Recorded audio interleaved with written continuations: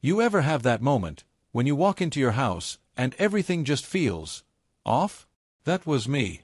I stepped through the front door, and right away, I could tell something wasn't right. The house was still, too still. No TV murmuring in the background, no music coming from upstairs. Just the dull hum of the fridge and the soft ticking of the clock in the kitchen. Outside, Oregon spring air hung heavy with the scent of rain. It clung to my coat, my skin, hell, even my soul. I dropped my laptop bag by the front table and just stood there for a minute, soaking it in. The silence. The stillness. The weight of something I couldn't name. Upstairs, I saw that familiar sliver of light glowing under our bedroom door. That warm amber bulb my wife liked. Said it made the room feel safe. Safe. I actually laughed at the word. It felt ridiculous now, like something someone else had said in another lifetime. My throat was dry, so I headed to the kitchen for some water. That's when my phone buzzed, just a single vibration in my jacket pocket. I pulled it out. Unknown number. No message.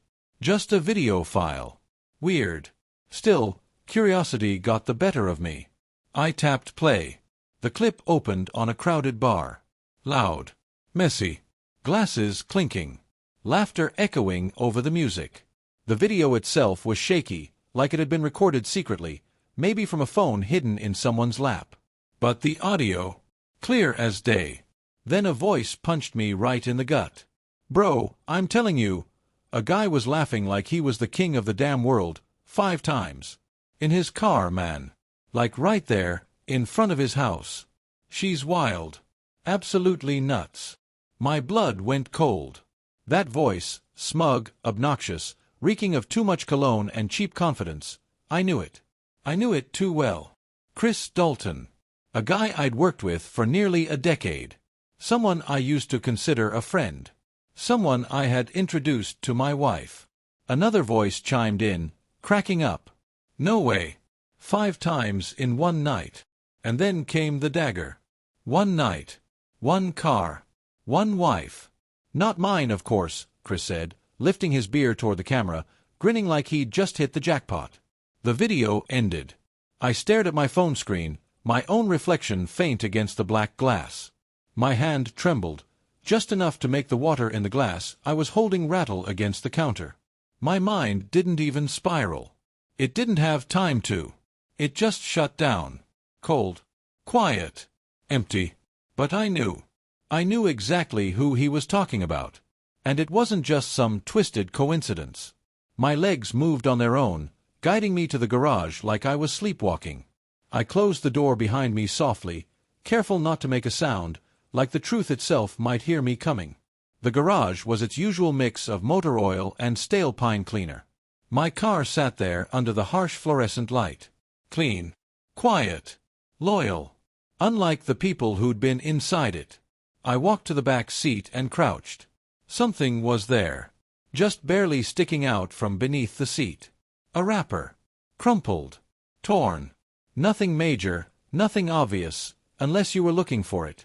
Unless you were looking to confirm the one thing you didn't want to believe. I stood up and walked over to the shelf where we kept the external hard drive for the security cameras. I hadn't touched it in months. Never had a reason to. Our neighborhood was quiet. Safe. But tonight, that word had lost all meaning. I plugged the drive into my laptop and started fast-forwarding through the feed. Midnight. Nothing. 12:30 a.m. Something. My car pulled into the driveway. But I hadn't driven it. I leaned closer. There they were. Ellie. Chris. Laughing. Drunk. Her in his lap before the door even shut. The video had no sound, but it didn't need it. Every blurred movement, every breathless shift, screamed betrayal louder than any voice ever could. Once. Twice. They came up for air, then dove right back in. 3 times. 4. 5. At one point, Ellie looked toward the house. Not directly at the camera, but close enough. She knew it was there. She knew, and she didn't care. My fingers balled into fists. Not shaking. Not tense. Just still. Like stone. The kind that comes right before a storm. I sat there for what felt like hours, in the dark, with only the screen's cold light flickering in front of me. The footage played on repeat in my mind even when I closed the laptop. Not anger. Not heartbreak. Something worse. Clarity. Morning sunlight crept in through the blinds, slicing across the kitchen like tiny blades of judgment. The floor looked the same. The cabinets. The damn coffee machine humming away like the world hadn't tilted sideways. I sat there at the table, staring at a full cup of coffee that had gone cold, untouched. Next to it, eggs sat rubbery, toast hard as bricks. I hadn't slept. Not even a minute. Upstairs, I heard the water running. The shower. Ellie was awake. She was singing, soft and bright, the way she always did when she thought no one was listening. A cheerful melody, some pop tune that sounded ridiculous now. Every note felt like it came from a stranger. Then I heard her footsteps. Light. Barefoot. She came down the stairs like nothing was wrong, wrapped in a towel, hair still damp, that casual smile on her face. That same damn smile she'd worn the night she destroyed everything. "Hey, babe," she said, walking into the kitchen like she hadn't just been caught on camera throwing our marriage in the trash. "Didn't hear you come in last night." I looked up at her, didn't say a word at first. Just stared. Her smile twitched a little, faltered for half a second. "You okay?" she asked, voice a little more careful now. "You look tired." "I am," I said flatly. My voice didn't waver. I didn't yell. Just calm. Controlled. "Rough night." She kissed me on the cheek. Her lips were damp. Her hair smelled like citrus shampoo. It should have meant something. It used to. Now it just made my stomach turn. She moved to the fridge, poured herself some orange juice like she didn't just crawl out of my car with another man the night before. She was good at pretending. Scary good. "You working today?" she asked, sipping her juice like it was any other Tuesday. "I thought maybe we could go out tonight." "It's been a while, huh?" I nodded slowly. "Sure." Lie met lie like mirrors reflecting each other until they stretched into infinity. She kept chatting, filling the room with empty words. New clients at the gym. Some woman fainted on a treadmill. A neighbor's dog barking too much. I didn't hear a word of it. I just watched her, how her fingers curled around the glass, how her smile never touched her eyes, how she avoided my gaze like looking at me too long might crack her reflection. Then she left. Upstairs to get dressed. Hairdryer roaring. Lip gloss probably getting dabbed on with the same hands that had been wrapped around him in my back seat. I didn't move until I heard the front door click shut behind her. Then I let out a breath I didn't know I'd been holding. Slow. Deep. Like I was bleeding out poison. At work, everything looked the same. Cubicles humming. People glued to their screens. Corporate life going about its usual, soulless rhythm. I passed a few co-workers. Nodded here and there. No one noticed anything different. But then I saw him. Chris. He was by the break room, laughing like always. Cracking jokes, sipping his overpriced espresso, like the man he thought he was, the untouchable, the charmer, the co-founder who never paid for his mistakes. When he spotted me, his face lit up. "Danny boy," he called out, clapping a hand on my shoulder like we were still buddies. "You made it." "Morning, Chris," I said, forcing a half-smile. "You look like hell," he said, all mock concern. "Someone steal your lunch money?" I stared at him, eyes steady. "Just tired." Chris laughed, completely unfazed. "Man, you need a night out. Clear your head. Trust me, does wonders." He winked. That same wink I'd seen in the video. The one Ellie probably saw in my car, seconds before. My hand tightened around my coffee cup. "I'll keep that in mind," I said, barely able to swallow the bile rising in my throat. He kept going, oblivious. Anyway, big pitch with corporate in 20. Should be fun. Let's grab lunch later, my treat. Then he walked off, still grinning, still strutting. Like none of it mattered. Like he could cheat, lie, brag about it, and walk away clean. And maybe he could. For now. By noon, I was back at my desk, staring at a spreadsheet that may as well have been written in another language. Emails pinged.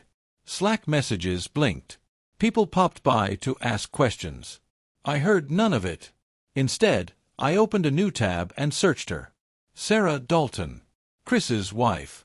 I'd only met her once, maybe twice. She was kind. Quiet. Taught art at a middle school, if I remembered right. Her social media was a scrapbook of family photos, school events, camping trips, perfectly staged autumn portraits with fallen leaves and fake smiles. My mouse hovered over the message button. But I didn't click it. Not yet. Not until I had everything I needed. Because this wasn't just about a one-night stand or some drunken mistake. Chris made it personal. Ellie made it cruel. But me, I was about to make it unforgettable. And if there's one thing I've learned, it's that unforgettable always starts with silence. The cafe I picked was barely noticeable.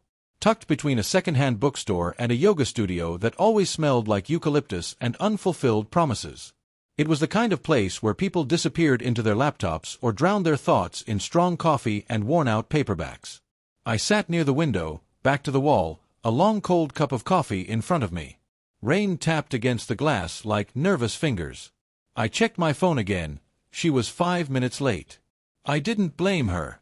The message I'd sent the night before wasn't exactly comforting. I hadn't used my full name. Just my initials. A short, unsettling sentence. It's about your husband. Not a scam. Please meet me. The kind of message that instantly makes your heart stop, even when you want to ignore it. Then I saw her. She stepped through the door, rain in her hair, brushing curls out of her face as she scanned the room with the restless energy of someone who hated not being in control. Chris's wife. She looked different from the last time I saw her. Thinner, maybe. More cautious. When her eyes landed on me, she hesitated. I stood, gave her a nod.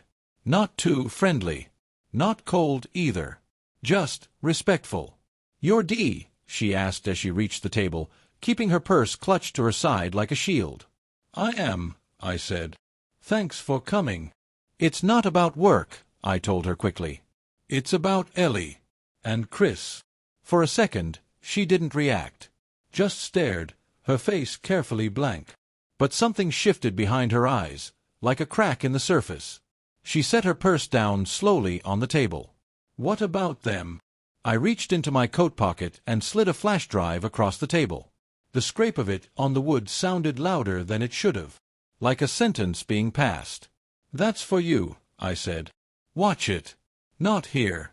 At home. Alone." She looked down at the drive but didn't touch it yet. "What's on it?" she asked, her voice suddenly very still. "Proof," I said. "Of what they've been doing." Still, she didn't reach for it. Her jaw tightened. Her breathing got a little shorter. "I thought I was losing my mind," I said. "Thought maybe I was imagining things. Until I heard Chris at a bar, bragging about how many times he slept with my wife. In my car. 5 times. One night." Her mouth opened, but no sound came out. "I checked the security footage from our house," I continued. "They didn't even try to hide it. They didn't care. I didn't yell. Didn't cry. I wasn't broken in that moment. I was something colder. More resolved." She stared at the flash drive like it might catch fire. "Why are you showing this to me?" she asked eventually. "Because you deserve to know," I said. "And because this doesn't feel like a one-time thing. I've got more, text messages, audio clips, but I wanted to come to you first. Before I do anything else." She finally reached for the drive and picked it up. Her hand was steady. Her eyes weren't. "How long?" she asked. "I don't know exactly," I said. "But at least a few months. Maybe longer." She nodded slowly. Mechanically. Like her body had to think through every movement. Then she laughed, a short, sharp, bitter sound that didn't belong in her mouth. It was the laugh of someone who had been hit too many times to feel it anymore. "You know what the worst part is?" she said, staring out the window. "I asked him once. Looked him in the eyes and asked if he was cheating. I stayed quiet. He told me I was being paranoid," she said. "Told me to go on another yoga retreat and clear my head." She turned back toward me, her voice colder now, like glass cracking under pressure. "So what do you want, Danny?" "Revenge." I shook my head. No. Not revenge. That surprised her. I want the truth to come out, I said. Publicly. Fully. I want them to feel the weight of what they did. Not ruined, just seen. Exposed. Sarah studied me for a moment. Then she said, "That still sounds a hell of a lot like revenge."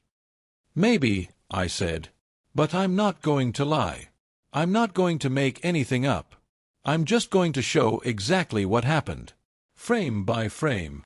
Silence fell again, heavier this time. Sarah slid the flash drive into her purse and looked up. This time, her eyes met mine. And something new was there. Not sadness. Not anger. Determination. "I'll call you tomorrow," she said, standing up. "After I watch." I nodded. She turned to go, then looked back over her shoulder. "If you're lying, even a little, I'll bury this and never speak to you again." "I know," I said. Then she was gone. Swallowed by the rain outside, just like that. But not for long. At 7:04 p.m., my phone buzzed. "Sarah Mason, we need to talk. Tomorrow." Not here. The message was short. Controlled. Like her. I read it 3 times, then put my phone down on the kitchen table. My home used to feel warm. Familiar. Now it was like walking through a museum.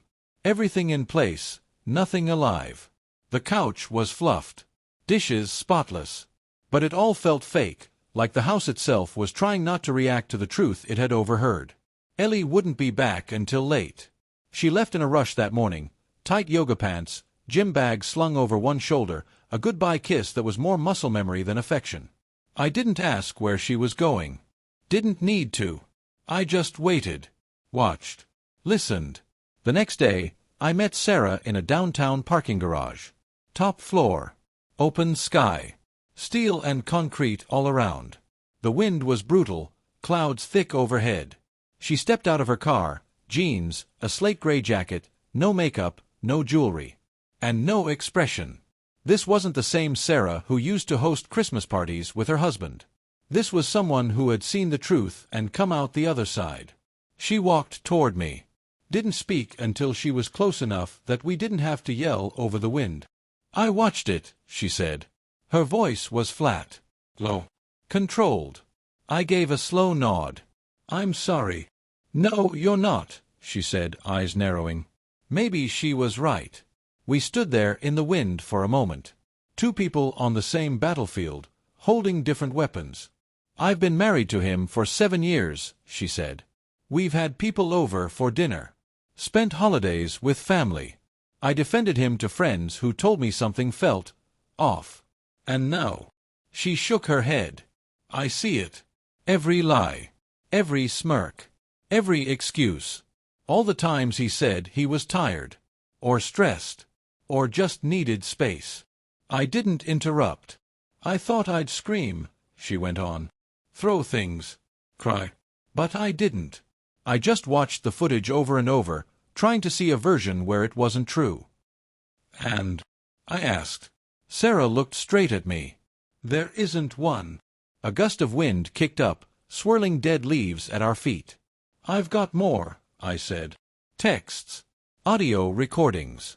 I started documenting after I saw the bar video.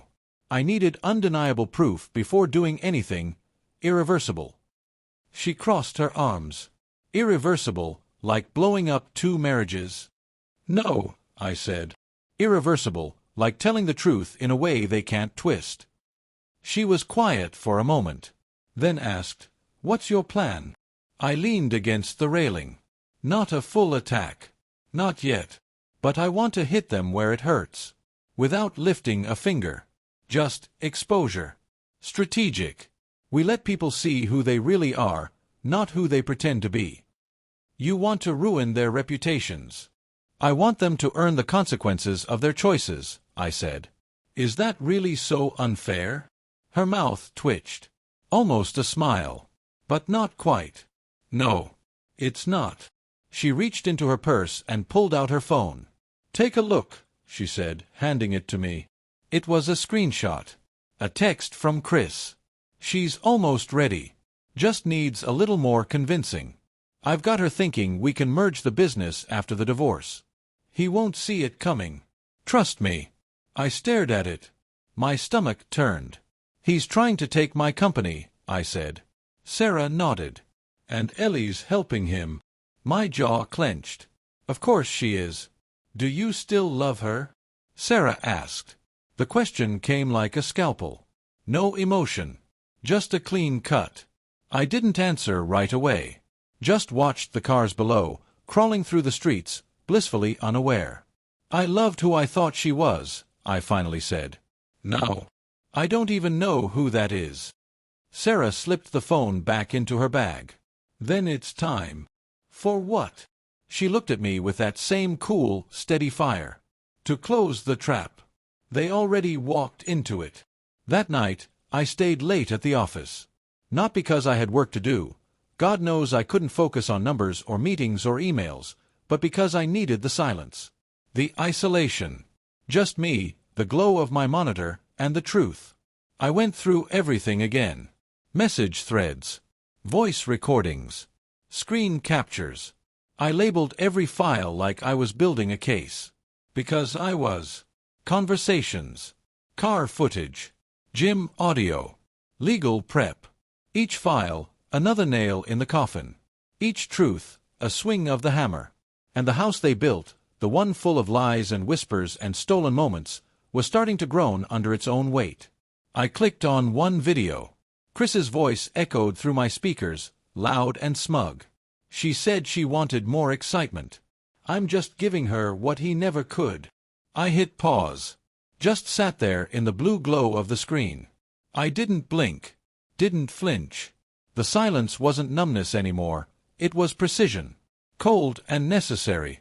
The flash drive was in my jacket pocket. It didn't weigh much, just a piece of plastic and metal. But it felt heavy, like it knew what it carried.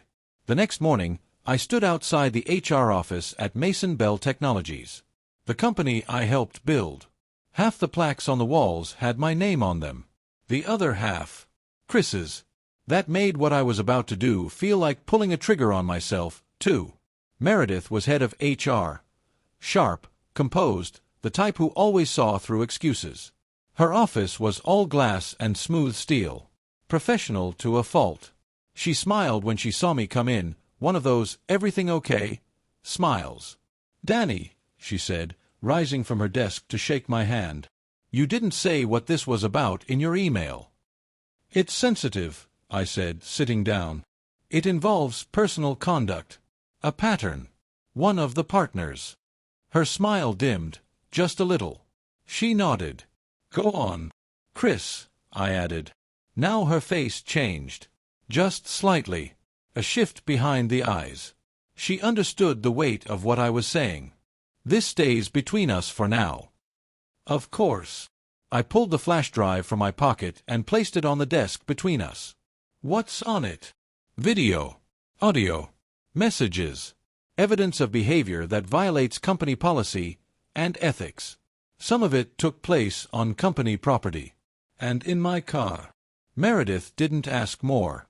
She just plugged in the drive and started clicking through the folders I'd carefully labeled. Evidence A. Vehicle. Evidence B. Office. Evidence C. Personal correspondence. The room went quiet. The hum of the office faded behind the glass as Chris's voice came through the speakers, laughing, bragging, dragging Ellie's name along with mine through the dirt. And Ellie. Her voice was there, too. Whispering. Mocking. 10 minutes passed before Meredith leaned back in her chair. Her face was unreadable. "How long have you known?" she asked. "A week," I said. I didn't want to act until I was sure. "Does Ellie know you're taking this to HR?" I met her gaze. "No. She doesn't know anything yet." Meredith turned off the monitor. "I'll escalate this. Quietly. Internal review. But it will get messy. Are you ready for that?" "I am." "And the other person involved, your wife?" "This isn't just about the affair," I said, my voice flat. "It's about what they were willing to risk. How far they went. They crossed every line. Personal, professional, legal. If it were just between us, I wouldn't be here." She nodded, slowly. "We'll handle it." When I stood to leave, she didn't offer another handshake. There was no need. We were past formalities now. By late afternoon, the first ripple hit. The drive had made its way to the department heads. A few people who were brought in for internal review started whispering. Slack channels got quieter. Eyes started flicking toward Chris, even if they didn't know why yet. Chris didn't notice. He was still strutting down the hallway around 5, coffee in hand, humming like he was on top of the world. I watched him from the stairwell, just out of sight, as he stopped to flirt with a new intern. That smile of his. It wouldn't survive the week. At home, Ellie was already on the couch when I walked in. She had a blanket over her lap, a glass of wine in her hand, and some reality show playing on the TV, something loud and overdramatic. Fitting. She looked up at me and smiled like nothing had changed. "Long day?" she asked. "You could say that," I said as I hung up my coat and walked into the kitchen. "I was thinking," she called after me, "maybe we should go somewhere this weekend. Just us. Get away. Recharge." The gall of it, her acting like she wanted to reconnect, like we were just a tired couple in need of a little break, landed like a slap. But I didn't react. I grabbed a bottle of water from the fridge, twisted the cap slowly, took a drink. "Yeah," I said, my voice even. "Maybe we should." She smiled at that. Relaxed. Pleased. Still completely in the dark. Across town, Sarah wasn't smiling. She sat at her kitchen table, staring at an old wedding photo, her and Chris under a tree, all sunshine and lies. The same flash drive I gave HR sat next to her laptop. But she had something else now, too. A new message from Chris. "Don't say anything dumb if someone contacts you." I was just messing around. Probably some jealous nerd making stuff up. She didn't reply. Just forwarded it to me. With one line underneath. "Time to turn up the heat." The following morning, an email dropped into my inbox. No subject line. No sender. Just a link. I clicked. It was a video. At first, nothing seemed off. It was me, standing in our kitchen. The camera angle was strange, low, from the corner of the hallway, like it had been hidden. Then I saw it. An argument. Just a few sentences clipped from a longer fight. "You don't think I know what you're doing, Ellie? You treat me like I'm invisible and then act like I'm the problem." Her voice came next, trembling, small. "Stop yelling." Then a cut. A second clip. Me, storming out of our bedroom. Ellie on the floor, face buried in her hands. No context. No sound beyond those moments. No explanation. But I remembered that night. It was 6 months ago. Right after my father's funeral. I'd been numb. Cold. Lost. But not abusive. Not like that. The way they edited it, it was slick. Strategic. Like a smear campaign, not revenge. Under the video, a short message. "This is the version we'll release if you keep pushing. Back off. Go quiet. Or your career ends here." No signature. But I didn't need one. I knew who it was from. Chris. And Ellie. By lunch, I felt the shift. The same whispers that had followed Chris now started curling toward me. A post popped up on a community board. What happens when the hero husband isn't who he says he is? Emotional intimidation is real. At work. At home. Maybe the wrong partner got suspended. No names. Just implications. Just enough to get people asking the wrong questions. Ellie followed up with a carefully vague Instagram post. When someone weaponizes your pain and calls it justice, they're not a victim. They're a controller in disguise. The likes poured in. Sympathy followed.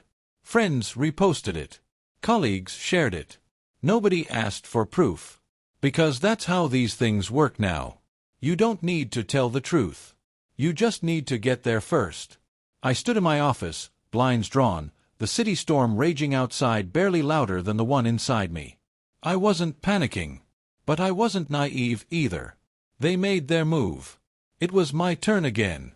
I picked up my phone and called Sarah. She answered on the second ring. "You saw it?" I asked. "Yeah," she said calmly. "They're flipping the story. They're not going to stop." "No," she agreed. "But neither are we." We sat in silence for a few seconds. It felt like signing a contract with no words. "I have an idea," she said. "But it's not subtle. I'm listening. You gave them time. You gave them space. Privacy. And they weaponized all of it. So maybe now, we do something they'll never expect." "Which is?" She didn't even hesitate. "We talk. Publicly. Together. We show everything. Not with rage. Not with revenge. Just the truth. Let people see what actually happened, and let them decide who they believe." I hesitated. "A statement?"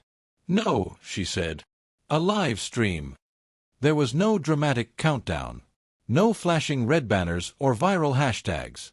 Just a quiet little icon in the corner of the screen that said we were live.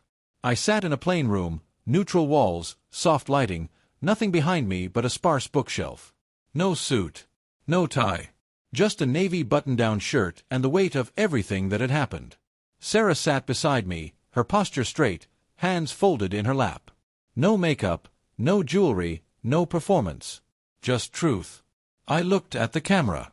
"Thank you for joining," I began, voice steady. "This isn't easy. But it's necessary." I glanced at Sarah.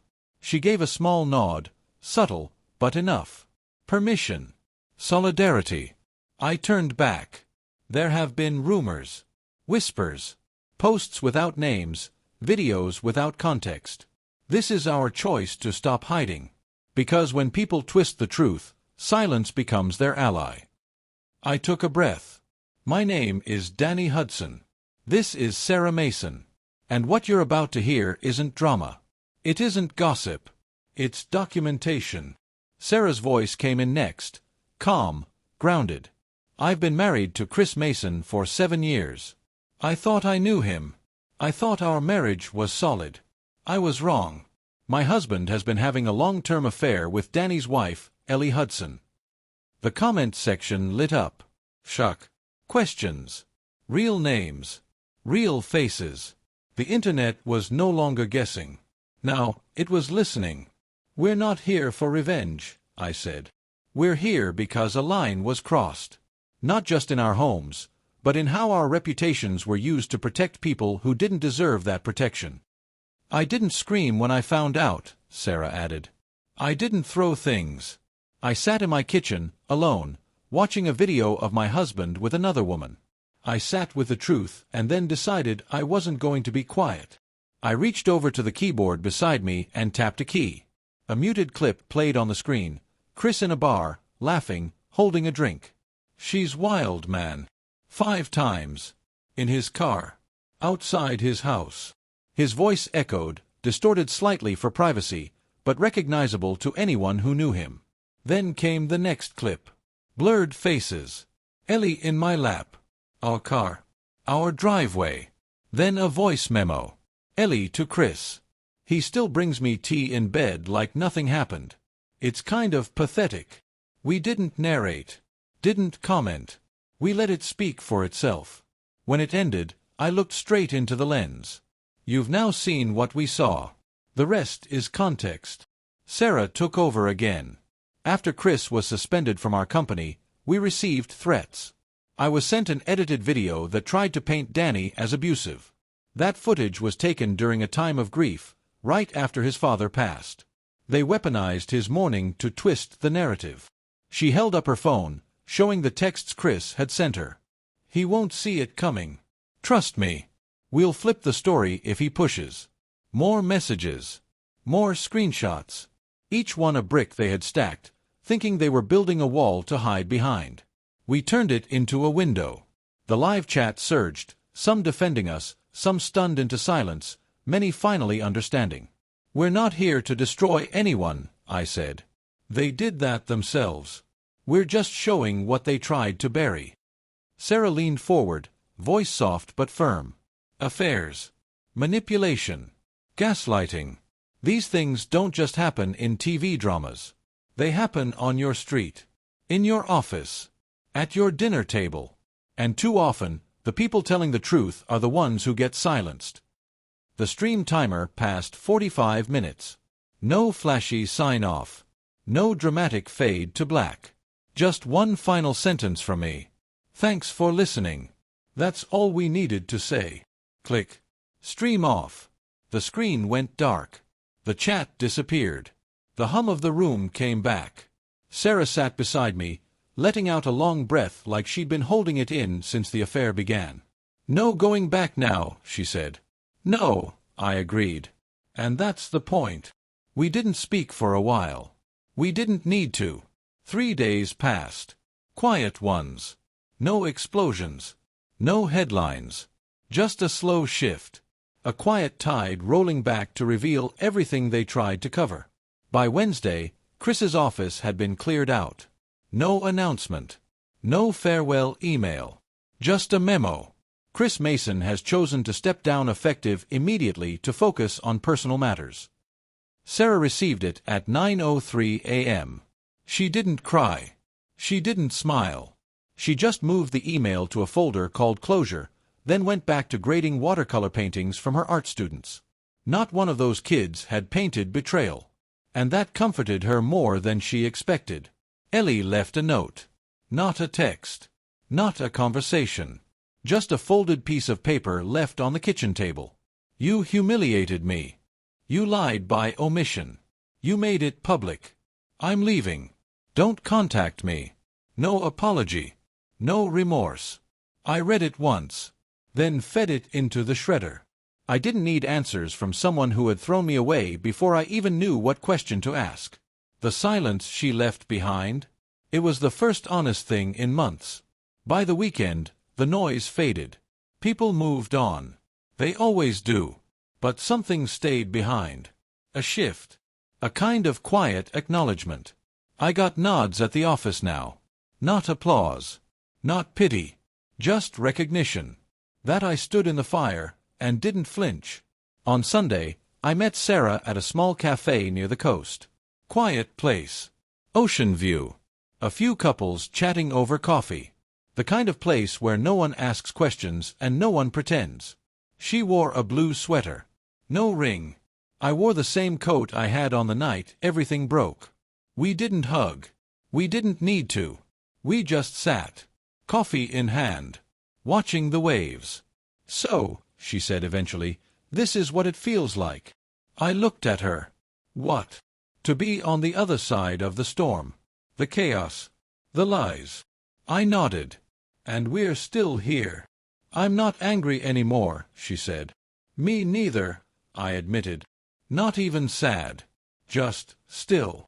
That's the weird part, isn't it? She said. You'd think the end of something so big would leave a crater. But instead, it's just quiet. Because the noise wasn't real, I said. They were the chaos. We just got caught in it. Sarah smiled. Soft, real. The kind people forget how to make when they've been hurting too long.